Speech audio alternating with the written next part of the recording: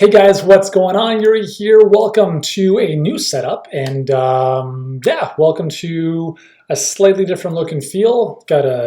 I'll do a different video for you guys to show you what we're doing. So this is the downstairs studio in the house, and we're reconfiguring it into the Genius bar for my kids to do more of their schoolwork instead of having to do it upstairs with more distractions. So we've done some pretty cool stuff here. I'll share another video with you, at some point with what we're doing back here. But anyways, this video is not about our studio. This is about you and your business and your practice. What I wanted to discuss today is just talking about leads, unqualified leads.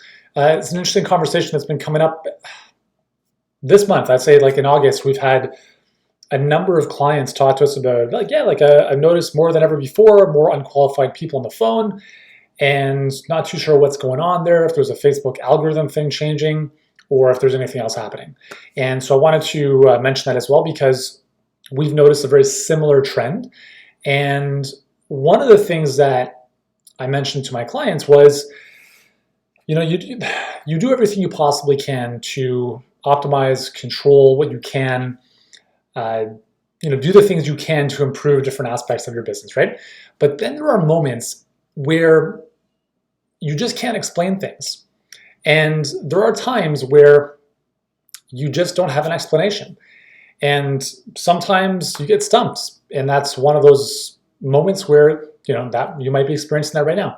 I think it's a lot easier to have those moments when you've been doing something for a very long time. So you can really check off all the boxes like, yeah, this is working. We did this, we tried this, and it's still not working. If you've never done something before, then there's obviously a lot of blind spots you're not aware of.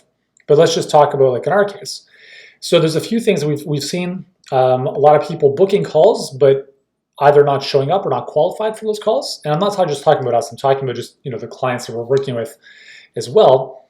And so the couple things I want to mention here. So number one is we look at these opportunities. We look at these things that happen in our business, and we do our best to put together hypotheses, right? Theories about why they might be happening.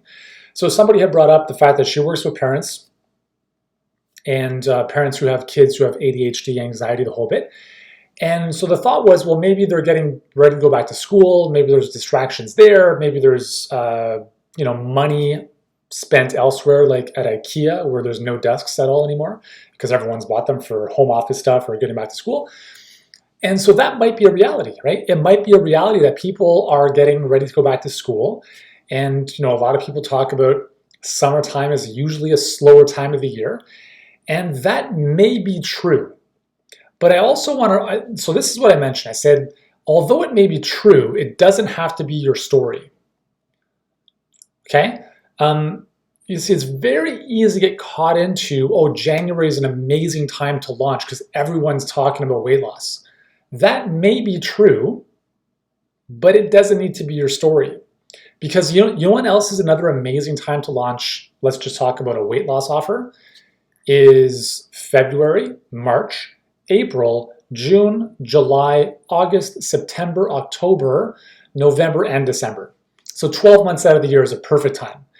And I see this all the time where people are looking for, they're experts in industry trends. And they're like, this is not a good time of year. We're going to wait a couple months. No.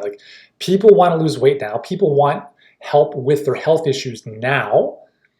And we don't need to use the excuse of what's happening in the marketplace or the world to slow us down. Now, remember, that doesn't mean that we're not saying that, for instance, summertime on average might be a bit slower and people might have their priorities elsewhere. That may be true, but it doesn't need to be your reality. Because if we know that's the fact, if we know that's the case, or if we think it is, then what we have to ask ourselves is, what can I do? What can I do in my business to make up for that slack? Because otherwise, we become victims to circumstance. So if we know that now, let's just say that August was a slow month for whatever reason, and we could do one of two things. We could say, well, it's August, it's slow, that's the way it's going to be. Option number two is, it's August, it's slow, all right, I'm going to take the reins back into my own hands and figure out how do I put together some campaigns to bring people in, to bring patients in, etc. And all it is a decision. That's all it is. And this can happen at any moment of the year. So the reality is like, okay, right now, let's say you're having people booking in with you for consults, appointments, etc., and maybe you're finding them lower quality, they don't have the disposable income or they can't afford it. One of our clients was talking about how she had a phone call booked with someone yesterday who had $50 to her name and was living on disability. And so what I told my client is I just said, listen, you just have to ask this person, like, what was she expecting when she booked the call? Or like, that's your situation coming into the situation. Like, what are you expecting, right? So anyways, what I'm trying to get at is you want to focus on what you can control and not worry about what you can't control. And so when we look at getting more qualified leads, there's a couple things we can look at. Number one is you have to understand the source of your leads. If people, and I was talking with, we just did a really amazing YouTube mastery training with our YouTube guy, and we've done a lot of stuff obviously on YouTube over the last, since I started online. We've had a lot of success with our health channel, but Healthpreneur, we really haven't focused on it that much. However, things are changing. Anyways, so where was I going with this? Oh yeah, so I was telling him in my other business, my previous health business, we would have the same funnel we'd run on Facebook, and then we'd have the same thing running on YouTube.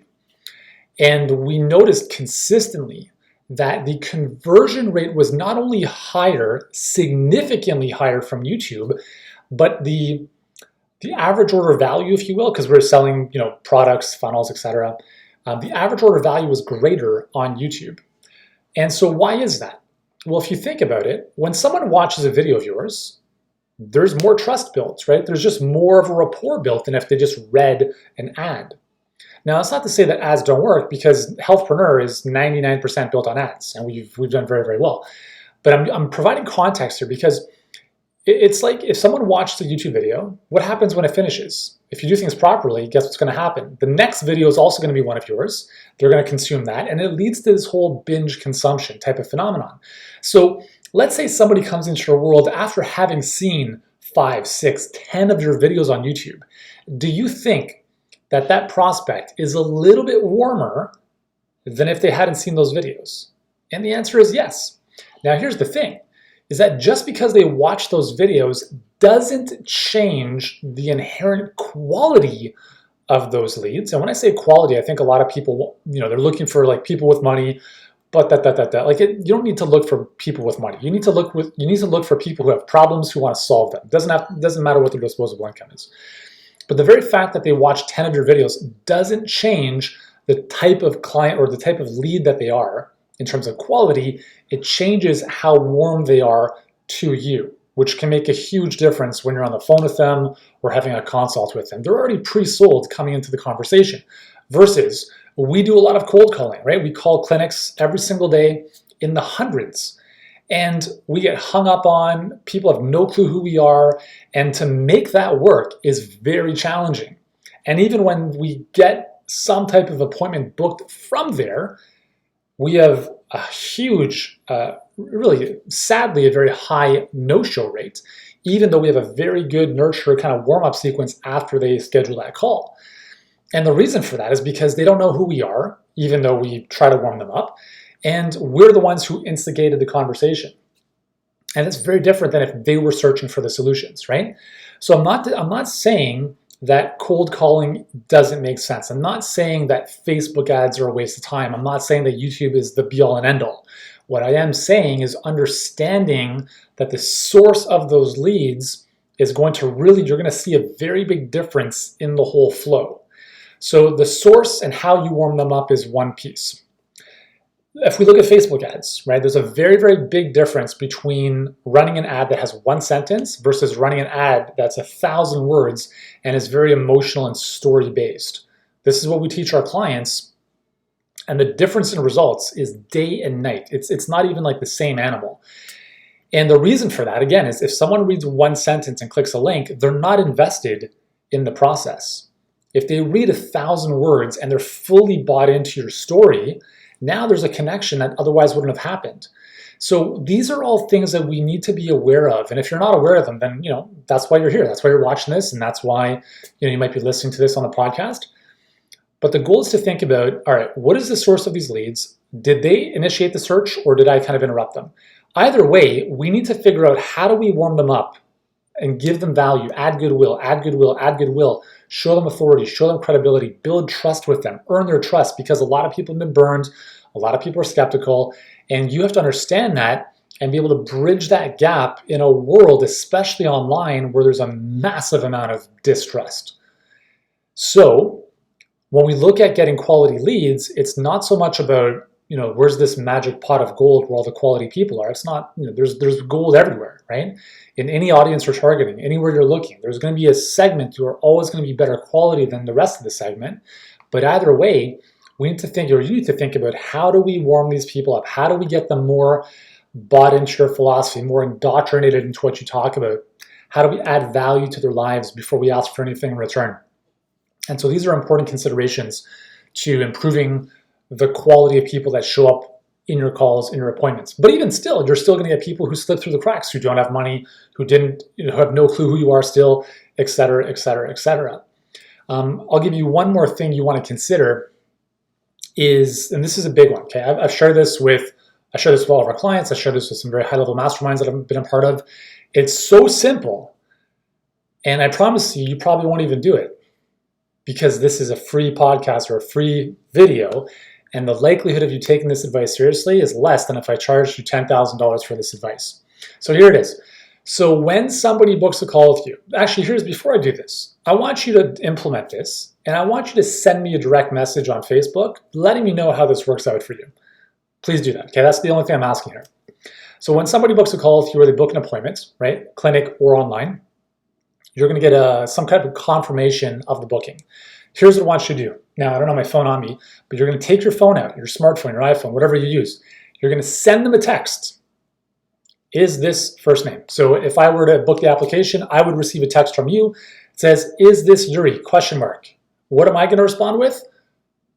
Yeah, who the hell is this, right? Because I don't even know the number. I don't even know where it's coming from, right? So I'm going to say, yeah, who's this? Like, how'd you get my number? Whatever it is.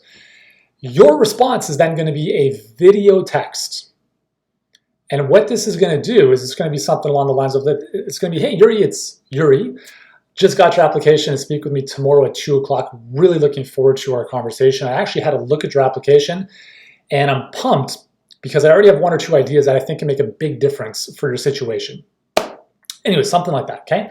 So you're going to send them a video text. They receive the video text, and now you've opened the channel based on that initial question, right? Is this Yuri? Because if you just send the video text, they may not respond and they may not see it. But if you send them that initial text, they respond back, then you send the video text response. What this does is it humanizes the relationship. So now they know you're a human. It's no longer just a software of automated messages. And watch what happens to your no-shows, right? It'll go down. You're going to have more people showing up on the call. You're going to have more of a connection with that person. Is it going to mean they're going to work with you? Not really, right? But it improves your chances. So anyways, give that a shot. Send me a direct message. Let me know how it goes. I think it'll make a big difference for you if you're not doing that already. Anyways, let's shut it down there. But here's the deal. Is it normal to have so many unqualified leads? Sometimes yes, sometimes no. Again, there's a lot of different factors. It looks, your marketing, your messaging, how your funnel is built out, all the different touch points, the source of those leads, etc. So if you need help with this, then, well, this is what we do, right? Depending on where you're watching this, just drop me a comment below, type in scale, and we'll send you a direct message with how we can possibly help you. Just ask you a few questions to work out if or how we can do so. Obviously, as you know, we only work with health practice owners. Whether you want more patients in your brick and mortar or virtually, that's our bread and butter. And yeah, so just drop a comment below, type scale. We'll send you a little a message back and forth to see if we can even help, and we'll take it from there. Sound good? Thank you for joining me. I'll see you soon. Ciao.